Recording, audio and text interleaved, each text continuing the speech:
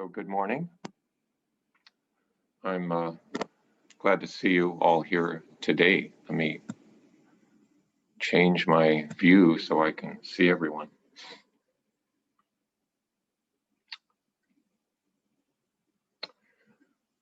So yeah, beautiful day, and I hope all of you can get out and enjoy it this afternoon.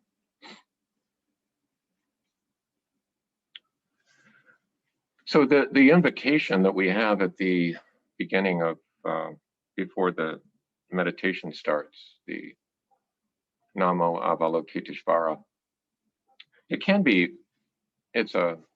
means simply homage to the Bodhisattva of compassion, but it can be viewed as a invocation for that spirit of Avalokiteshvara to be with us during this practice session and for the remainder of the week. And it's performed beautifully by the followers of Thich Nhat Hanh at Plum Village in France.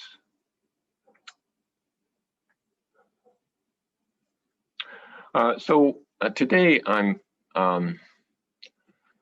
sort of going to embark on a hopeless task. I'm going to be talking about non-dualism, because the chapter that we've reached in the Vimalakirti Sutra is called Entering the Gate of Non-Dualism.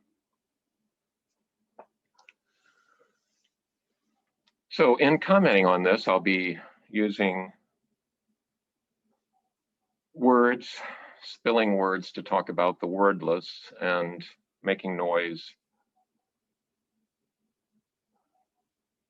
to explain silence.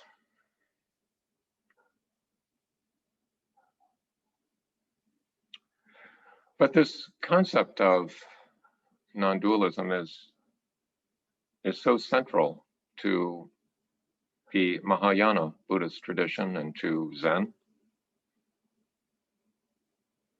that we can't avoid talking about it.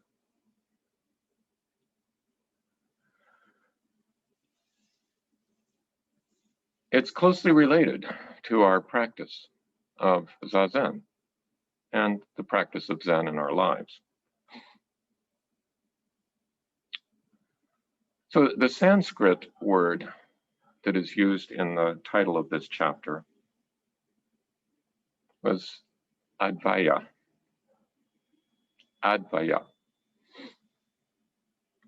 which means in Sanskrit literally not two. And in fact, non-dual, going back to the Latin roots, means also not two.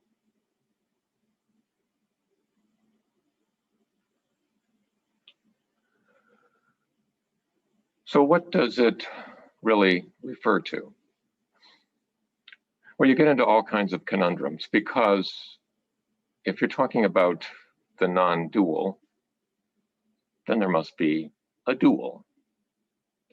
And you've already created a duality.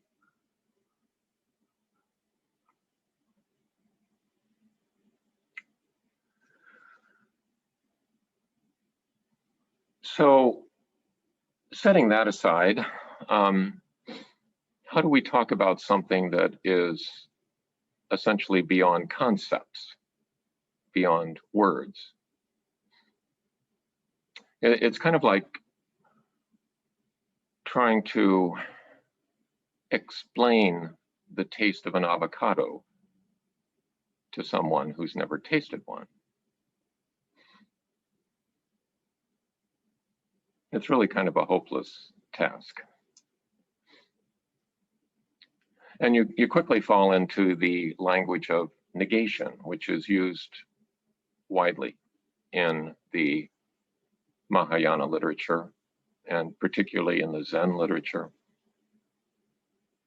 Not this, not that. So it's it's not like a tomato. It doesn't taste like a tomato. It's not a green pepper, not potato. And you can go on, but whoever you're speaking with will never really know the taste of an avocado without tasting an avocado.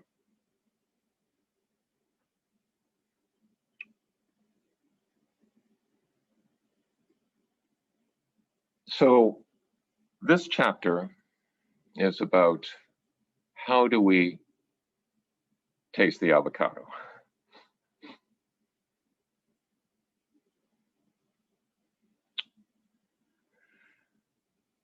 Well, a little bit more about what the non-dual refers to. I mean, duality has to do with the way we usually think, the ordinary mode of mind. And the ordinary mode of mind is to take experience, chop it up, and label the pieces with words.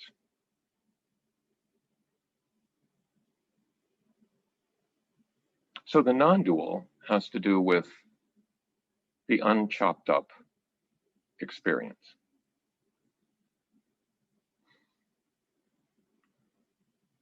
Our minds are so accustomed to the discursive mode that it sometimes seems like there's nothing else. We are so used to applying predicates to things. Our system of logic is based on it. That if something is A, then there is a not A. And the law of excluded middle is that there's nothing else. Everything is either A or not A. There's nothing that's neither A nor not A. So this is the mode of thinking we usually employ, and it's useful. It's essential in order to function.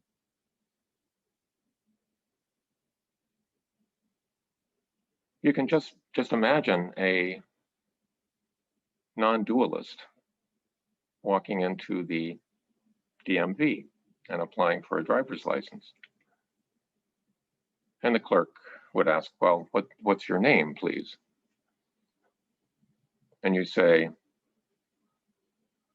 the phenomena called I has been assigned the name Will Holcomb.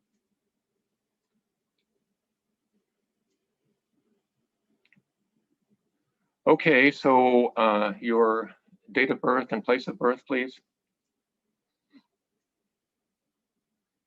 The phenomena called I is birthless and is not bound by space and time.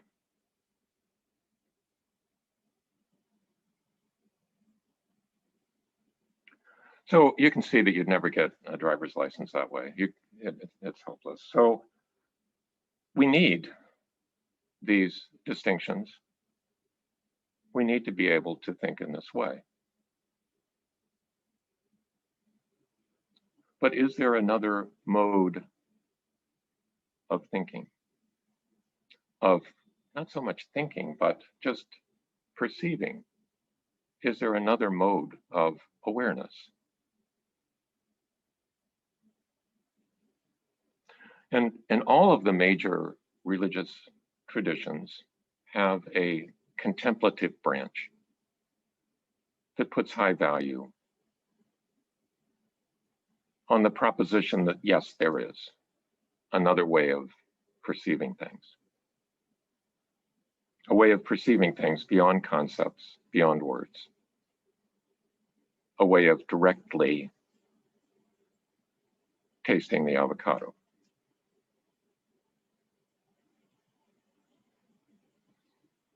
And in the Soto Zen tradition, the method for that is Zazen.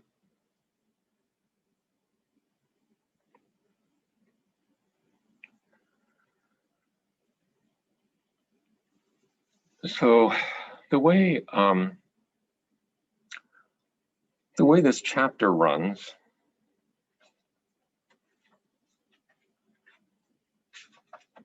it's a relatively long chapter. There's about 7 pages, and almost all of it is different individuals, in this case, bodhisattvas, trying to explain how to enter the gate of non-dualism. And I'm certainly not going to read all of this. I'll just sample it. It starts off. At that time, Vimalakirti said to the various bodhisattvas, "Sirs, how does the bodhisattva go about entering the gate of non-dualism? Let each one explain as he understands it." One of the bodhisattvas in the assembly, whose name was Dharma Freedom, spoke these words, "Sirs, birth and extinction form a dualism, but since all dharmas are not born to begin with, they must now be without extinction. By grasping and learning to accept this truth of birthlessness, one may enter the gate of non-dualism."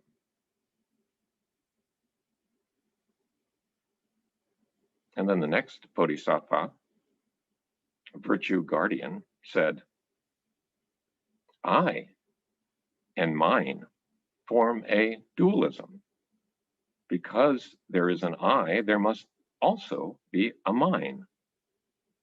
And if there is no I, there will be no mine. In this way, one enters the gate of non-dualism." But the Bodhisattva Pusha says, "Good and not good form a dualism. But if one does not call up either good or not good, but enters into the realm of the formless and truly masters it, in this way, one may enter the gate of non-dualism."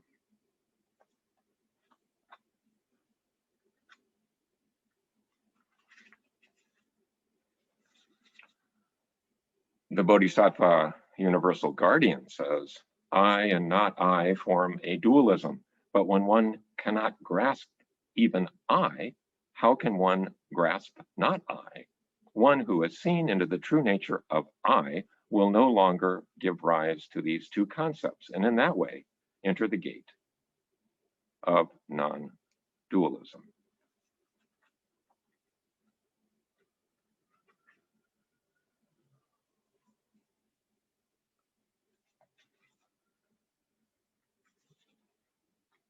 The Bodhisattva Wonderful Will says, "The I and the objects it observes constitute a dualism, but if one understands the nature of the I, then with regard to objects, one will be without greed, without anger, and without stupidity. This is called tranquil extinction.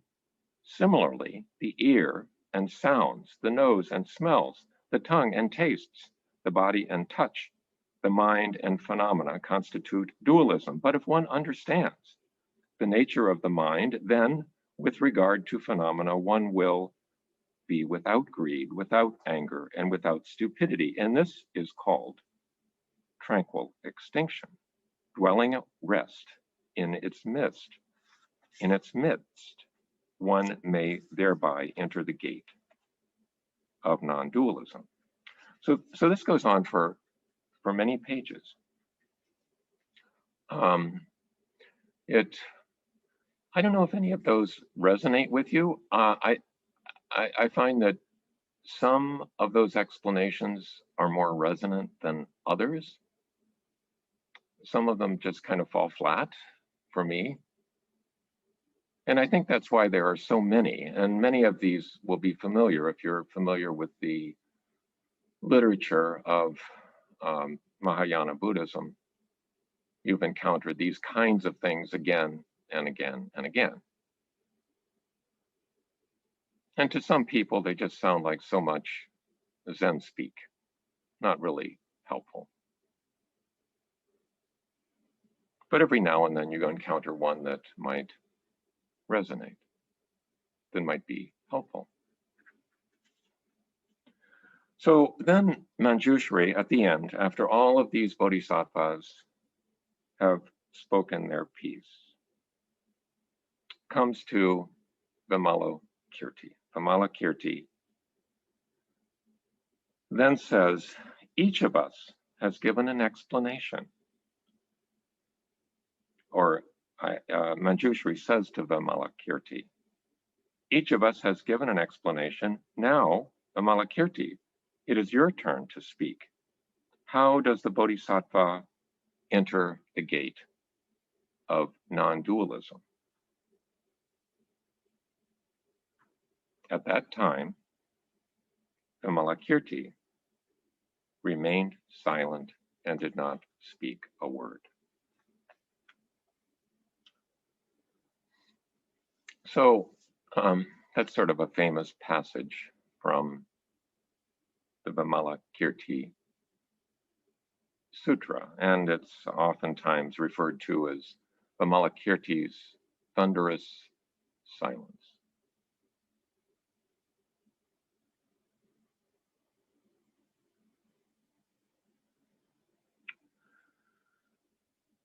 So there's something about stillness and silence that is related to this concept of non-dualism.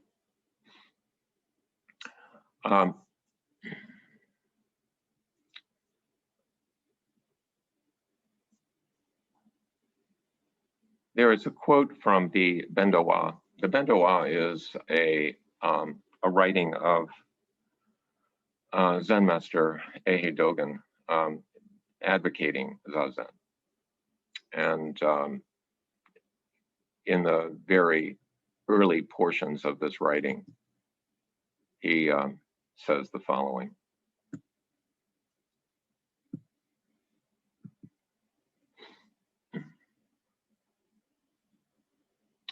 Although this inconceivable Dharma,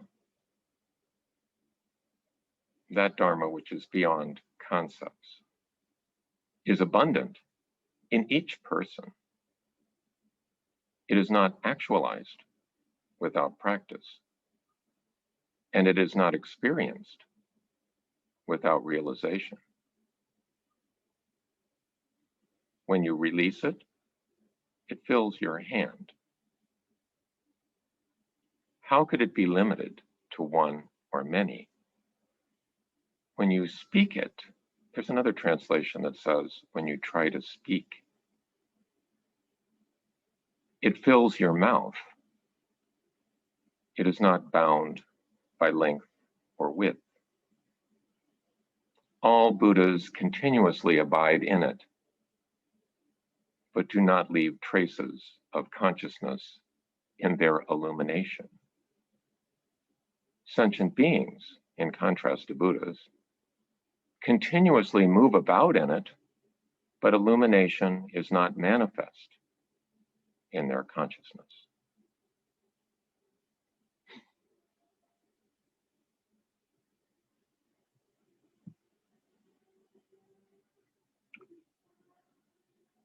So this notion of non-dual,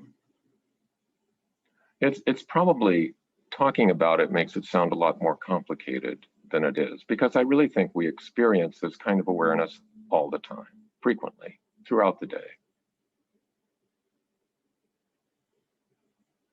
But oftentimes we're so wrapped up in discursive mind that we don't even notice it.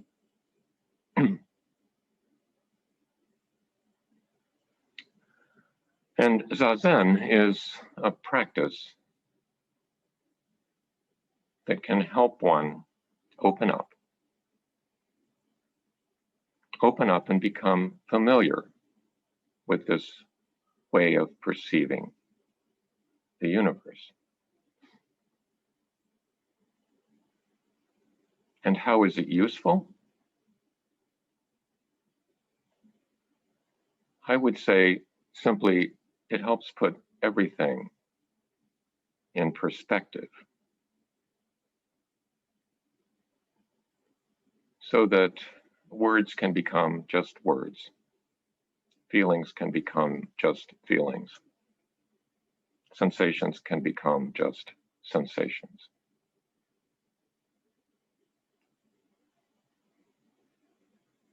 So before I get further tangled up, I think I'll stop and hope that some of you can help sort this out. Thank you so much for listening. So we'll divide up into a couple groups and maybe entertain this idea of how do you enter the gate of non-dualism? How do we do it? I think there are many ways. Okay.